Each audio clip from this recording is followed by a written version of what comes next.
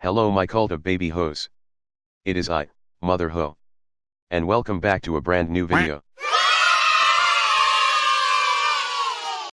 So I was talking to a good YouTube friend of mine and he kind of gave me the idea to talk about YG's obvious favoritism when it comes to his groups, and if this favoritism is present with Blackpink. I thought that it was a pretty good topic.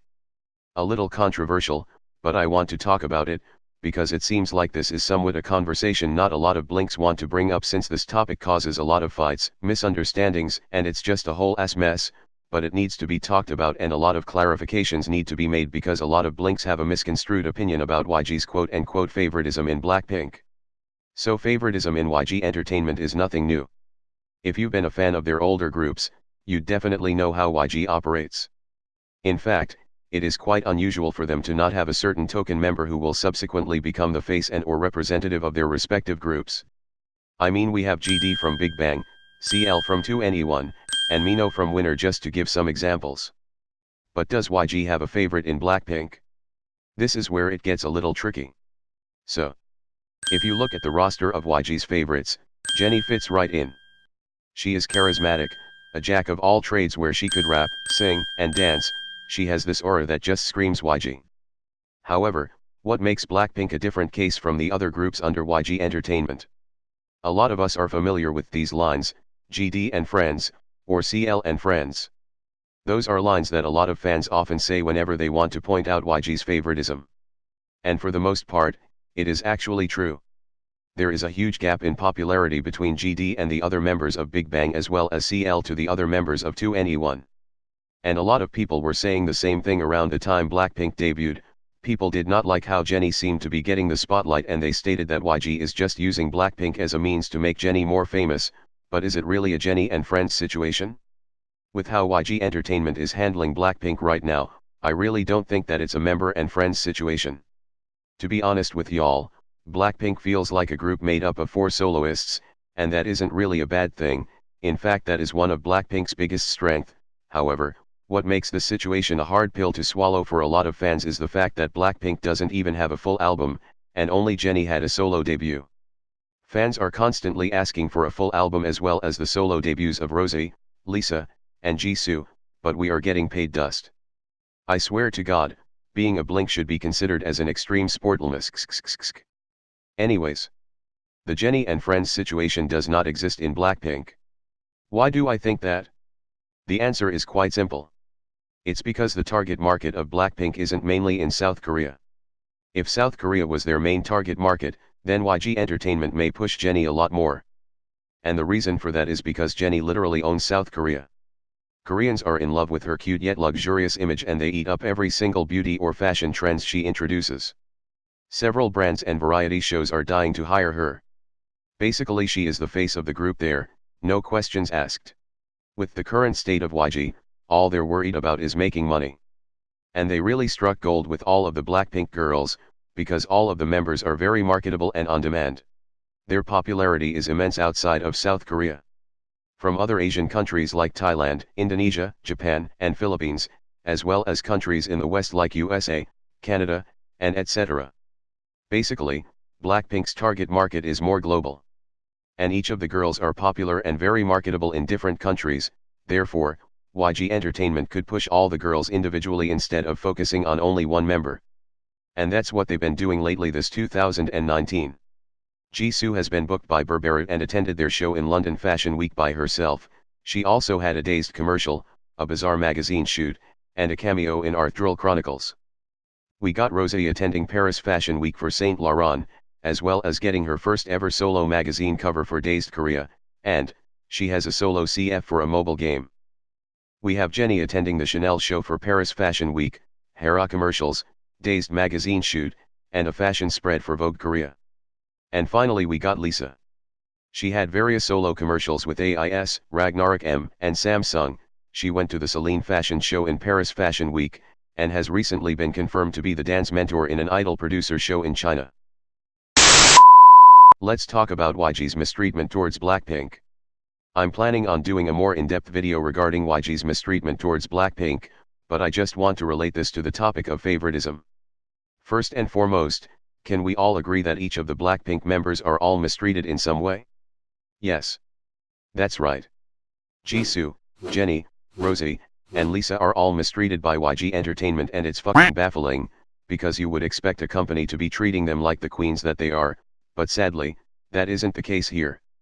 With that said, I would like to first discuss Blackpink's mistreatment as a group. I am 100% convinced that YG Entertainment only looks at Blackpink as mere money makers instead of artists. Firstly, they don't have a full album after 3 years of debut, and this is not normal.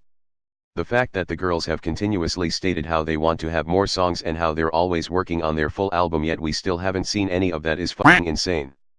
Second point I want to discuss is the half-assed promotions the girls get. Whenever a comeback is announced, it feels so rushed and half-assed, and a good example would be Kill This Love Era. This comeback was so rushed, and don't even tell me otherwise. It's like YG Entertainment aren't willing to allocate the proper resources needed in order to make the preparation process easy and smooth for the girls, because they don't want to spend a lot of money. For example, the music video filming only started 2 weeks before the comeback date. Which means, the girls had to film continuously from early morning until dusk for 14 days straight, and this is so unhealthy. It would cause the girls to be exhausted and tired, it's so stupid. If the company actually planned months before, the girls would have been able to focus on preparing themselves mentally and physically in order to show us the most optimal versions of themselves. Additionally, this was the era where the girls were supposed to take over America, but what the hell did we get after Coachella? Basically nothing. They barely attended any talk shows, no special events for American blinks. It's impossible that they didn't get offers to go to these shows, because they were the main attraction after Coachella. People were really paying attention to them and wanted to see them more, but of course, YG Entertainment didn't do shit. And even if they garnered good results with Kill This Love, it feels like their company weren't willing to do their job and maximize the opportunities presented to the girls. Now let's proceed to the mistreatment each of the Blackpink members face from YG Entertainment. Let's start with Jisoo. So if y'all didn't know about Jisoo's trainee history in YG, let me shed to you some light. So Jisoo originally auditioned for YG Entertainment to become an idol. She obviously passed and became a trainee in 2011. However, after a few years, YG pulled her out of the trainee lineup and instead trained her to become a YG actress, because of her visuals and acting capabilities. Now, around 2014, YG wasn't happy with the capabilities of some of the female trainees on their roster to debut in Blackpink. Apparently, the other trainees just couldn't match Jennie, Lisa, and Rosie's talent. So, they brought back Jisoo to the debut lineup, and the rest is history. She debuted in Blackpink as a lead vocalist, visual, and known variety genius, but she isn't treated as one. Her line distributions. Girl. Jisoo is a lead vocalist in Blackpink, but she isn't getting the lines that she deserves. Her vocals are mostly used for background harmonies, which is an integral part of any song, to be honest, but I want her voice to shine more, because her voice is amazing and unique, and seeing it not get used to its full potential is frustrating and sad. Next up is YG Entertainment not allowing Jisoo to get more acting gigs. I know Jisoo has mentioned how she wants to focus on Blackpink, but YG Entertainment could obviously let her do more acting roles. A good example would be her 3-second cameo in Arthurl Chronicles. My point is, Jisoo also trained as an actress, and people are so in love with her visuals, so why not let Jisoo shine on her expertise? Lastly, YG Entertainment aren't giving her good promotions in South Korea. Jisoo has consistently been a part of the top 15 in the girl group brand reputation rankings this 2019, even without having extensive promotions and activities in South Korea, which proves her relevance there, because people are consistently talking about her even as she isn't really that active. I mean, her visuals as well as her variety capabilities aren't getting used to their full potential, because YG Entertainment just sucks at managing the girls. Now let's talk about Jennie. Again, lots of people often say that Jennie is YG's favorite because according to them, she gets the best clothes, the most lines, the spotlight, and she gets treated way better than the rest of the girls because she made a solo debut early on. Hell, some people love to call her quote-unquote, YG princess. Whenever I read these types of comments, I always get a bad taste in my mouth, because I honestly believe that Jennie doesn't deserve to be bullied and mocked like that. Why would you hate her for that? Shouldn't people be hating on YG Entertainment instead? First and foremost, if she was indeed YG's favorite, how come they don't defend her from the extensive bullying and hate she receives from a lot of people? When Jennie was obviously going through a tough time around 2017 and 2018, people were dragging her, making hate videos, calling her lazy, and ultimately tarnishing her image. YG Entertainment wasn't there to defend her properly. Now, let's talk about her solo debut. I personally feel that the timing of her solo debut was a little early. However, it shouldn't really be a surprise that Jennie made a solo debut first. I mean, she is the member who trained the longest under YG Entertainment. She is good at singing, rapping, and dancing, and they definitely know all her weaknesses and strengths. Additionally, Jennie is so loved by South Korea as well as worldwide, since she is the second most popular member from Blackpink. So I can understand why she debuted solo first. I mean, we all can agree that Solo is a bop and it was a hit song that made such a huge impact. But again, I just feel like the timing was too early. To add to this, YG Entertainment is definitely aware that Jennie would get a ton of hate for this.